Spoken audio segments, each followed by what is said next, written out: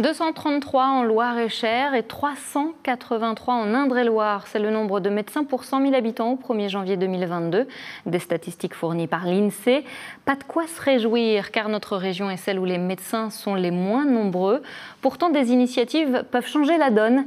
5e et dernier volet de notre série de la semaine consacrée à la santé. Direction Saint-Georges-sur-Cher, un village de 2600 habitants. Là-bas, on comptabilise 8 médecins généralistes. Le dernier arrivé a lancé son activité en début de semaine. Romain Delville. Cet après-midi, c'est jour d'installation d'un nouveau médecin à la maison de santé de Saint-Georges-sur-Cher. Il y a pas mal de spécialités qui se développent dans ces hôpitaux-là et qui sont pas loin, qui sont à 20 minutes d'ici, ça se fait non, c'est à côté.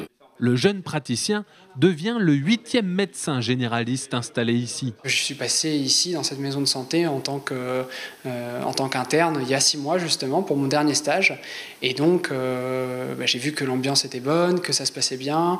J'ai appris à connaître tout le monde, les locaux et ça facilite vachement l'installation, quoi. Pour l'accueillir, le maire de la commune, qui est aussi vice-président à la santé de la communauté de communes Val-de-Cher-Comtrois. Jacques Paoletti ne s'en cache pas, Saint-Georges-sur-Cher est privilégié en termes de démographie médicale. On a des situations très contrastées sur ce territoire du Val-de-Cher-Comtrois, 50 000 habitants. On va de Saint-Georges-sur-Cher à Celles-sur-Cher, de Saint-Aignan à Contres. Voilà, les situations sur la démographie médicale n'est pas la même, donc on essaie de s'adapter. Pour accompagner le professionnel dans son installation, ses démarches administratives, l'agence d'attractivité du Loir-et-Cher a désormais un chargé de mission aux petits soins. On travaille en amont avec le professionnel de santé sur vraiment son projet et ses besoins.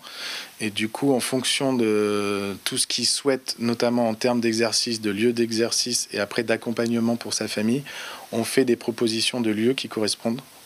Et après, on organise une visite sur une journée en général où on lui fait rencontrer tous les lieux sélectionnés.